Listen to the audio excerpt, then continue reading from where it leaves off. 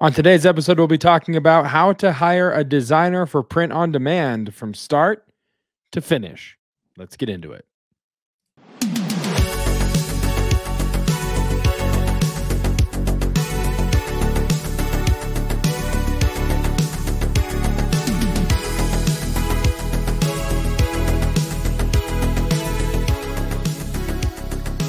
What's up, all you beautiful people out there in print-on-demand land?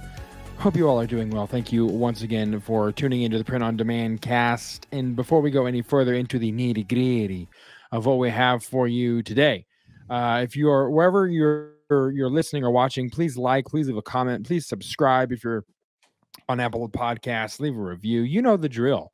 We just want to interact with you and want to defeat the algorithms. So, with all that being said, like to welcome into the frame, into the show, the co-host for this episode and every episode before or to come, Travis Ross.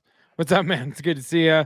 I see you are you are sporting your Hawaii hat. I'm sporting my Avalanche hat. Two extremes, and as far as hot, cold, it's a whole thing. How you doing? It is Monday. Happy Monday. Yeah, Monday was a crazy day. We had a massive hailstorm. If you follow me on last week was nuts.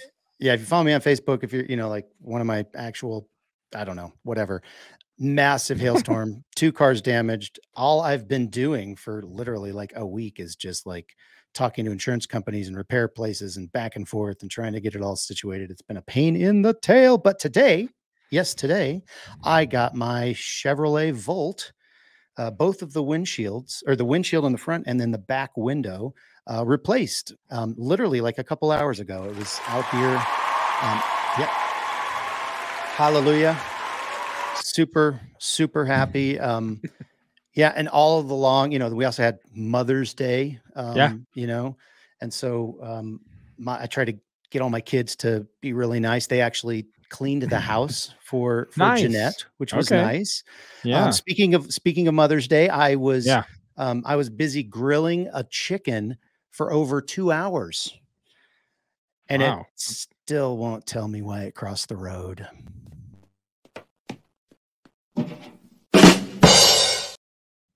Nice.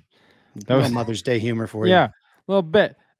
It's a weekly dad joke. When you first, it's like, I think you grilled it. I think you did it wrong. That's a long time. It's too long. I think that's too long to grill. I think it's dead. It's for sure dry. Awesome, man. Well, yeah, I'm glad Mother's Day went well. My mom was actually here over the weekend as well. Oh, cool. So I got to spend at least part of the day Sunday with her. I saw her at the service she attended because I was on the team. So, but spent the weekend with her and, all of the things. So it was a fun weekend. So excited to be chatting today, folks. This is going to be a history-making episode, only in the fact that it's probably going to be one of the shortest episodes. And it has to be, is the thing. It's not like we say that and then we have just this ambiguous stop time. No, it's going to be a short episode, but it's going to be just as informational. It's going to be nutrient-packed, as it were. True international effort to pressure.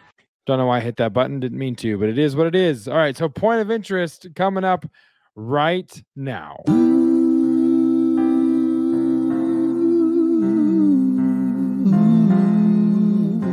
Point of interest.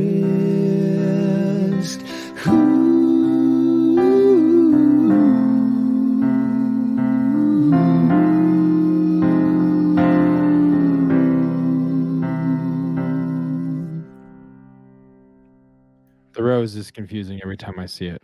I don't know why I did that, but it was fun making it. All right, so the point of interest this week, Travis, we have got some news, a new product from a supplier that you and I have both used. You and I both love to chat with when we go to the trade shows, and they are rolling out a new item, and it is, wait a minute, I have it. I have the thing that I'm wanting to play, but I don't remember where I put it. Yeah, it is. Sippy cups, JDS. Pickups. Bringing some sippy cups. There's no symbol at the end of that drum roll, which is probably a fail on the person of the part of the person who made it. But yeah, JDS rolling out sippy cups. Print on it. Looks like laser engravable. There's a lot of things you can do, not just with this by itself, but with in conjunction with other things, you could have yourself a baby brand. I'm just saying. Yeah. And that's the cool thing. I mean, when you get like things like this, I mean, you could potentially like start a new Etsy store. You're already doing print on demand. Maybe start a new Yeah, Etsy store just for your baby brand that you're going to launch. And for sure. and this is just kind of one of the cool things that when you see a new product, it can potentially inspire you to do something different, to pivot, Yeah. Yeah. to do something completely not maybe in your comfort zone, and maybe you have. That was late, but yeah, it was there. Yeah. But maybe you have a laser engraver. Maybe you have the ability to do something like this. Or you have a print on demand provider that has a laser and can do something like this. So, and obviously, I'm sure there's probably other products out there, Yeah.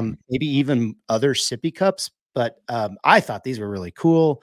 They have like all the different colors. If you're just listening, they're all powder coated, kind of in the middle, and then there's like kind of a plastic handle on both sides, plastic base, plastic top. But that middle part's powder coated, and you could put some really cool designs, I'm sure. Yeah. These look really heavy duty, and they're not super expensive. When I was looking at them, I want to say like just the blank was like $7-8, something like that, maybe 9. I don't remember, but you could probably make these and charge a pretty penny because they're pretty Yeah. heavy duty. And if you're making a brand, go for it. Just make it a higher end brand. Make your images better, make your Yep. Etsy store better, make your Shopify store better, whatever. But there's definitely some other products that we found that could maybe go along with this that we're going to share with you right now. Right? Yeah, for sure.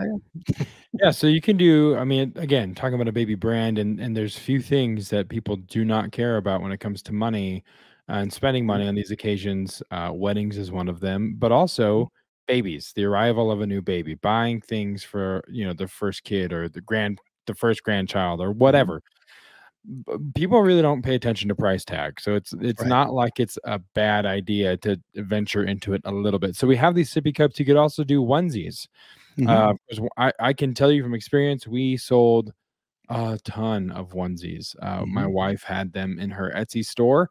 And honestly, I would suggest doing fully sublimatable onesies, the white ones, kind of like you see here, just way easier. We DTG'd onesies, and it was a fight to the finish every time because they're ribbed, and you can see, again, if you're not watching on YouTube or on Spotify, but there's so many, like, there's cuffs and different kind of raised ridges, Right. and there's buttons on the bottom, and that makes it all snap together, and navigating all of that was always it was a learning curve for sure. But onesies is a huge thing that you can definitely get Yeah. into. And you can do them DTG, but you can, like you say, you can also do them sublimated, like you've shown right now. This is like an all over print. And because they're so small, you can get away with like a lot of times printing them on like your SG 4 or 500 or whatever, Yeah. and get the full sheet that you just use on one side, and then you use the full sheet on the back side. Try to make it fit as best you can, or like line up as best you can. But you can do an all over polyester onesie. That's one side, and then the other, with the DTG, you can start with different colors, which is kind of cool too. So if you wanted to go that route, you're probably not going to have as big of a printing area, but maybe you start with a black one, or you offer a couple of different colors. But there's a lot of opportunity with onesies, either cotton or polyester. Yeah. Yep. And then of course socks. Aw, Those are just the most adorable socks you've ever seen. But yeah, socks, if you guys follow us on Instagram, we had a good time with silly socks. Silky socks. Silky. I got it wrong then too. I know you did. And I'm losing, and I don't like to lose. That's why they haven't been on the show. I know. They're avoiding us because they, saying they're silly. offended. Yeah, but they're not silly. They are silky, and they are socks, but they're not silly. So we interacted with them and hung out and chatted, and so socks are another thing that ironically is really pop. I mean, there's a whole at Flatirons Mall here in Colorado in Broomfield. There's a whole store dedicated to ridiculous socks and the different designs. I mean, so again, doing it for the baby niche would be a good idea, you know? Mhm. So, Mhm. and then lastly, I'm going to go back here in the slides, but we've got bibs, which Yeah. everyone needs a bib. Not everyone, every baby needs a bib. But so those are the things too, like they're going to buy it anyway. Parents are going to buy a Mhm. bib for their kid. Parents are going to buy socks for their kid. Parents, you know, so these are things that it's going to happen. So why not put something out there that's quality, that is different, maybe, you know, funny, maybe, you know, unique, whatever, but might as well put something out there because people are buying them Right. regardless. Mhm. And these actually, we found these on the Printful website. These are Yeah. actually able to be embroidered, which Yep. I thought was really cool. Um, you know, because obviously they're going to get dirty and they're probably going to get washed a ton. So, you know, DTG over time, lots of washes may not Yeah. hold up as good, but quality embroidery is going to, you know, hold up until they don't need the bib anymore. Yeah. So yeah, so there's obviously again lots of different print methods that you could potentially find. You know, somebody able and willing to do for a bib, and I mean, Yep. there you go. There's a whole brand. You make Yeah. your designs all kind of fit in the same niche or same kind of, uh, you know, look and feel. Make a cool logo, all of that stuff. Make your Etsy store really cute and fun, and have lots of cute babies and all of those things wearing your different products. And bam, you're a millionaire. That's just how it works, Yeah. guys. And you can send us our cut for the idea that we just gave you. Mhm, We'll put our Venmo or whatever, mhm. PayPal, whatever we got. So you can pay us for a Yes, consulting fee you're welcome. on that. So yes, you're welcome. Enjoy the millions that we made for you, basically. So yeah, we're gonna go ahead and get right into the main event. You mentioned making all your designs fit in one niche. Well, who's gonna make those designs, you might say? Mm. Well, we're gonna get into it in this week's main event. Ladies and gentlemen, the main event.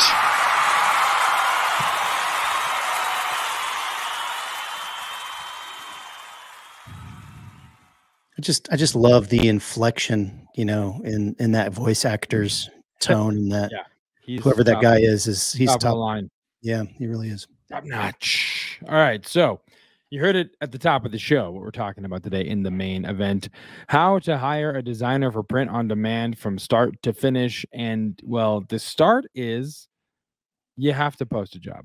You got to let people know that you need it. You got to let them know that they're wanted, and you got to cast the line Mhm. out into the ether or the super information highway that is the internet. So anyway, um, start with a job Right. post. Travis, what does someone put in a job post for a designer?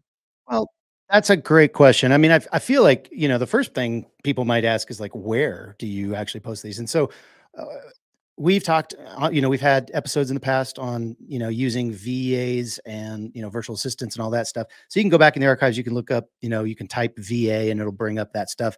And we've talked about places like, onlinejobs.ph, which is one place that I've gotten a lot of, you know, designers over the years and other people that still work for us, and they're great. Onlinejobs.ph, you have to subscribe. So, Yeah. you know, maybe you do want to do that. You don't want to do that. If you don't want to do that, Upwork, which is kind of it's a little bit easier, I would say. Still has a ton of great talent, and that's primarily kind of what we're going to talk about Yeah. and use that today. But as far as like what you're going to actually post, you want to obviously have a compelling reason for this person to want to apply for this job, and you're going to get a lot of, you know, requests. And so the first thing you have to get over is like, well, I don't think it's fair to pay people $1 or $2 for a design when, you know, a designer in the US, you know, is going to charge 20, 30 or more. Right. You have to get over that because we're in different places. We live in different locations, and the actual like monetary, what you need to, you know, live is different. It Yep. costs more Cost of in living certain is places. different. Yeah. Yeah. Exactly. So, and then the other thing that we're going to do is we're going to try to pay as little as possible, but what we want to do, and this is specifically like if you want to like scale a whole bunch of designs and have a whole lot of designs for inexpensive prices. So Yeah. we're gonna focus on that in this example. You don't have to do it that way. You could switch it up to where maybe you're paying a little more or per design because some of those designs that you're getting are more unique. But in this particular example, what we want to put in there, we're going to talk about how they're going to get one design concept, and then they're going to create multiple versions of that same design Correct. concept, 5, 10, 50 even, and so you want to put that in so you're explaining, hey, this isn't just a one-off design. Because when they read that, you're going to pay them $1 per design in the next paragraph, unless they understand that they're creating versions, it's going to be a little bit harder to keep their attention. But then what you do is you say, hey, most of our designers are making, $5 to $10 an hour because of the way we're doing it. So then all of a sudden they're like, oh, all right, so your cost per design might be low, but the cost per hour is more on line with what they're expecting in a lot of these other places in these countries that are applying, because they have a lower cost of living than we do in the US. And then the last thing you want to put in this, this job post is you want to tell them, hey, when you apply, write the word banana in your response, in the title of your response. Yeah. And you're like, what the heck? What are you talking about? Well, that will give you a very quick kind of way to understand if somebody's detail oriented or if they just are just going through and looking at every designer job and just throwing their, hat in the ring and every single thing. Sure. You want somebody that's actually paying attention to what they're doing. You want somebody that, is gonna be good with that type of stuff. So that's just one way that you can kind of weed out a lot of the riffraff, so to speak, or people that don't necessarily aren't as detail oriented as you really want them to be. So Josiah, we were talking before, you were saying you actually in your new position, you're posting a lot of jobs to Upwork, and you had kind of a cool little trick that you wanted to share as well. Yeah, I've primarily to Indeed for the company that I work for, but that's kind of my world now is posting jobs and interviewing people and all of that kind of stuff. So I had the idea because as you post jobs, especially if you're posting multiple, and in my case, our company is probably posting anywhere from 25 to 40 jobs a week openings just in rotation.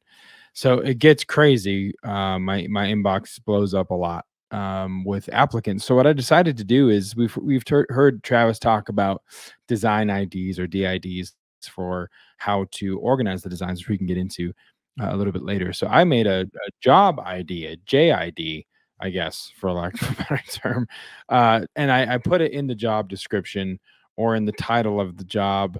It depends on what you want to do.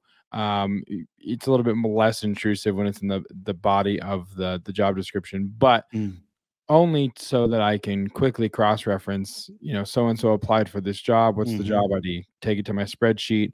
We have a list of the job postings that we've made that week, and I can say, oh, they're applying for this job. Okay, awesome. Yeah.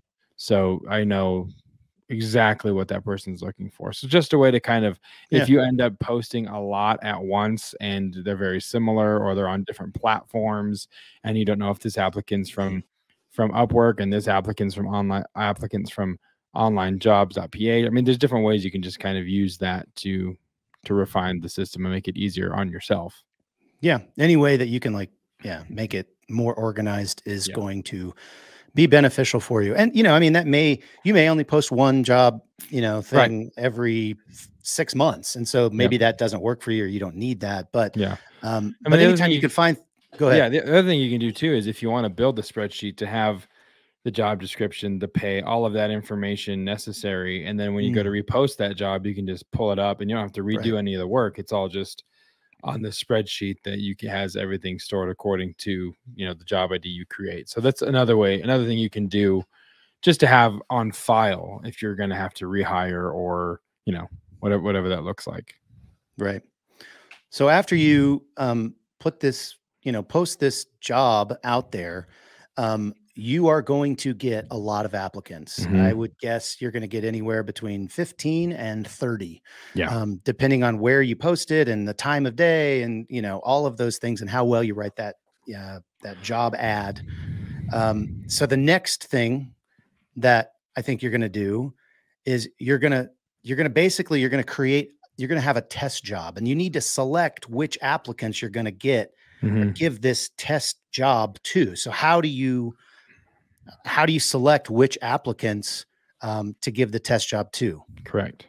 Yeah. Well, the first thing, and I actually skipped over this in that job description. What you want to do is you want to actually have them give you an example of some of their work, and some of them will send you a link, to like a Google, Drive or something that has some of their stuff. Some of them might actually just send it to you in attachments, or they have some way of communicating that. So that's part of the first step. But after you've posted that and you get the applicants, well, the obvious first thing you're going to do is you're going to take a look at that, right? Yeah. Yeah. You're going to put them to the test and see how their work looks. How quickly did they get back to you? That's important. Yeah. And like Travis said, you can put it, in the job description and assign the task there. I've done it to where, they'll typically send portfolios and let you know exactly some of their work, so you can kind of get an idea of what they can do. So I used to also just have a template that I would say, hey, here's a design that I like the way it looks. Here's make these things have a design, baby. And how quickly do they get back to me? What does it look like? Do they include the code word? We talked about putting banana, you know what I mean? Did they say that when they replied to you? But how quickly they get back to you is important, because that's going to affect the efficiency of what you do and how you post and how many things you can get up for sale. But then it's really up to preference on how you feel it looks and what you like. Yeah. The thing I always hated was when somebody got back to me and sent me their portfolio and I really liked it, but they didn't include that code word.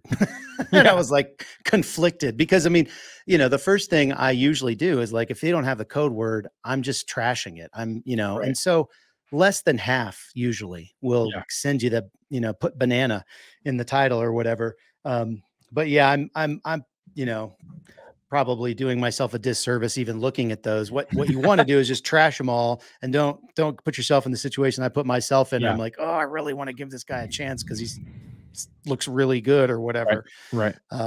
But yeah, so that's kind of, you're just basically selecting who gets past that first level. And so now we're going to go into kind of this next level, and that's the next step. And it's how to test these applicants. And you have, some of your actual like job posts have kind of a test already in them, but you can also just wait until this step after you've kind of, instead of getting 30 different applicants that are all giving you an example of this one thing. Now maybe you have 4 or 5 of them that you're like, I really like their portfolio. I like their style. Right. They had good English, that's somewhat important for me, because a lot of our shirts might have text on them. So I want to make sure that they're comfortable, with the English language, because that's our primary market. Yep. And so all of that comes in, and you have to figure out which one of these people are we going to actually test. And so once you've decided that, and maybe it's going to be 3 or 4, 5 or 6, doesn't really matter.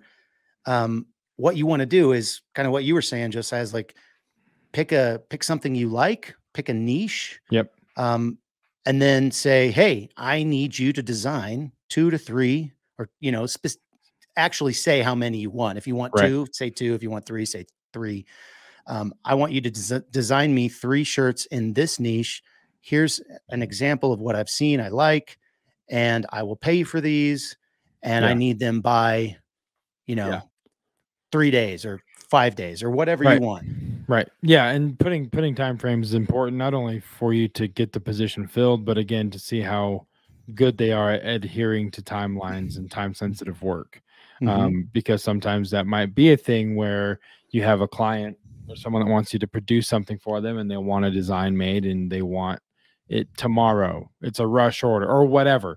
You just need to know that they're good with time management and that they're able to actually deliver what you ask them to in the time frame that you've asked them to deliver it. So and I've had a lot of success with this particular model, especially with folks off of the onlinejobs.ph website, where it is I've learned how to really communicate, and the English language thing is really important because not only for shirts with text, but you're communicating with them and they need to understand what it is you're asking of them. So lots of success personally testing applicants using this method.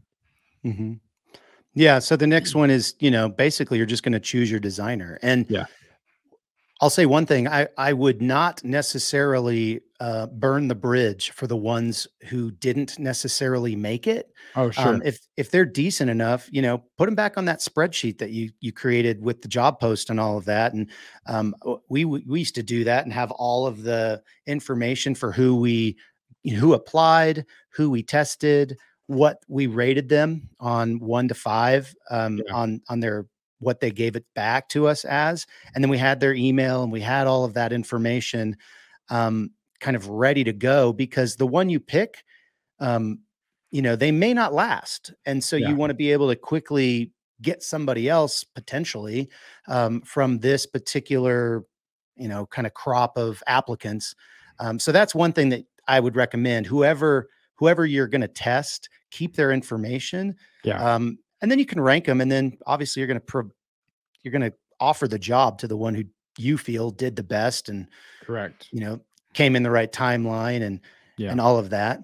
But you can keep it going. You can do a round 3. If 2 people are really close, you could give a whole different niche and go one more time, and that's fine. Now you are paying for these. And I would say, as opposed to paying the dollar or whatever, these are not scaled designs. And so, pay $4 or $5 a piece for these and, see what these guys can do and go from there.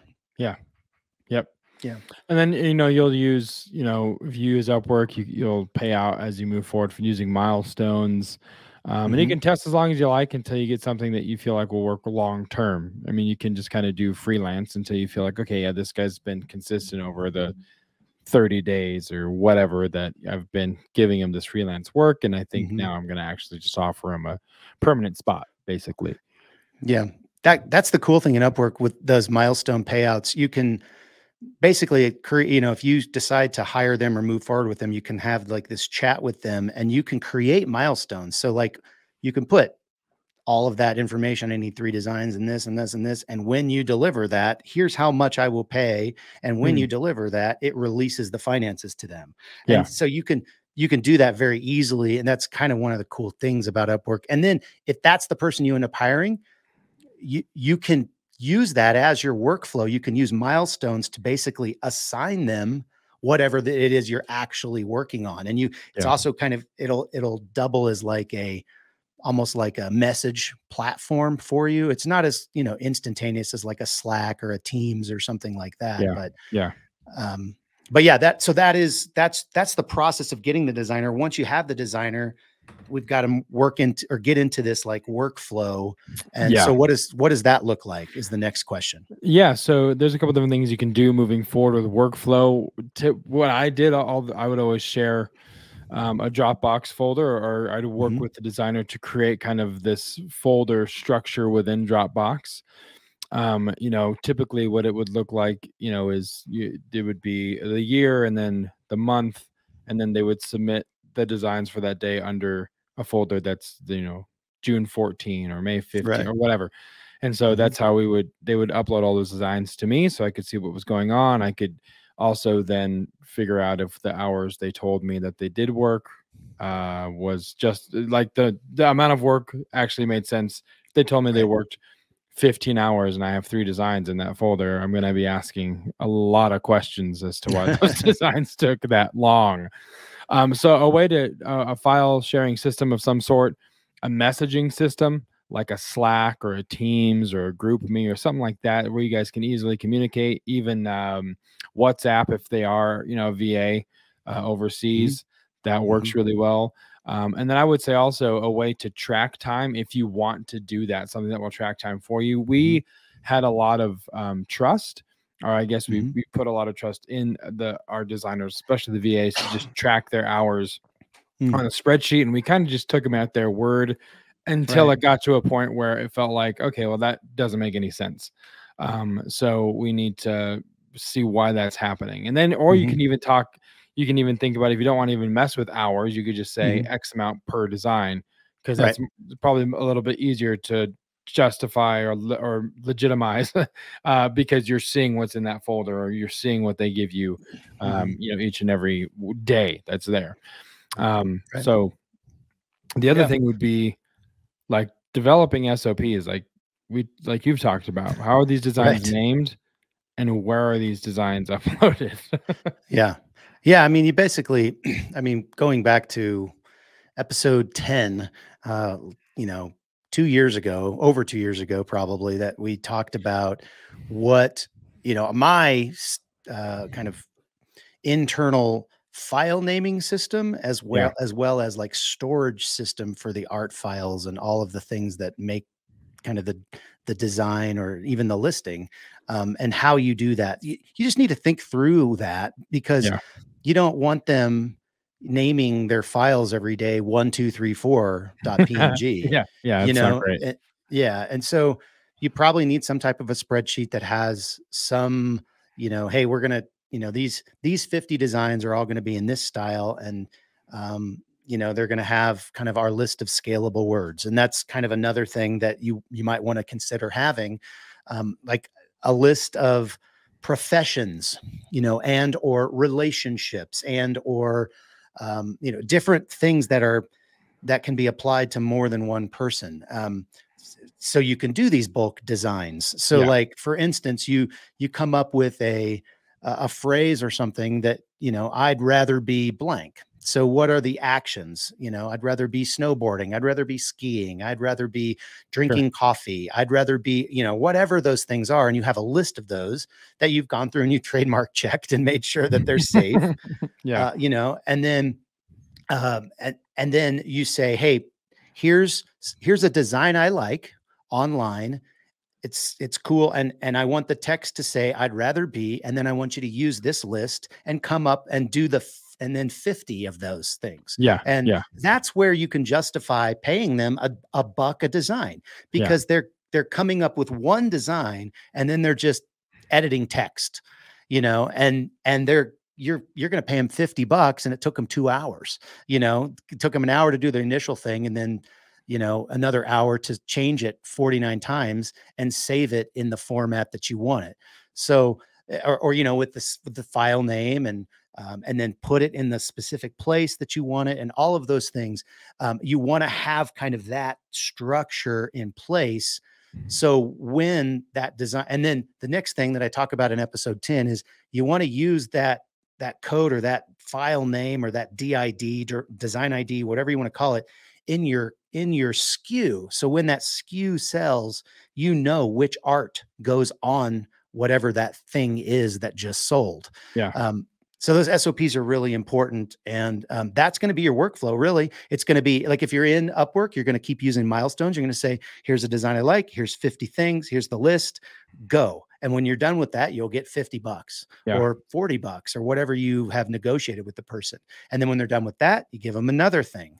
And you keep doing this over and over again. And you get lots and lots of really inexpensive designs over time that you can then create tons and tons of products from. So yeah, I don't know. What else do you got, Josiah? Yeah, I mean, I think that's... Should just drop the mic, but it's on the stand, so I can't really drop it. Throw it to the side. I think we covered everything. Yeah, and if you guys have questions, if you guys have another step in this process, or maybe you do something a little bit different when hiring your designers, you have some experience with that, you can always go to printondemandcast.com/Facebook to join the group and let us know. If you have a question about this process, let us know. It would be great to hear from you guys and how you get this done as well. We're also on Instagram, printondemandcast.com/Instagram and /YouTube as well, is where you can go for more Print on Demand Cast related content. And as I mentioned at the top of the show, wherever you're watching this, however you're consuming this content, hit the like button, the subscribe button, share it to Facebook, text it to a friend, get the word out, leave a review. If you leave a review on Apple Podcasts, we will mention it on the show, give you a shout out, crisp high five, and promise to grab a drink with you if we're ever at a trade show at the same time in the near future. And that's about as specific as we're willing to get with that. That's terrible. Not very incentivizing, but it is what it is. But yeah, so thank you guys so much for listening. Travis, anything else before we wrap this one up? Nope. We did really good. 35 minutes. Yeah. That's impressive. That's a record. We told you it was going to be a record. So until next time, for Travis, I'm Josiah. We'll see you right here on the Print on Demand Cast. See ya. Hey, babe. Thanks for listening to this week's episode of the Print on Demand Cast. We hope you enjoyed the Totally Tubular Show. If you got a question or a suggestion for the show, send Travis and Josiah an email at info@printondemandcast.com. Want to be wicked nice? Take a minute to rate and review the show on iTunes or wherever you get your podcasts. And don't forget to subscribe now so you don't miss next week's episode. See you next time, for sure.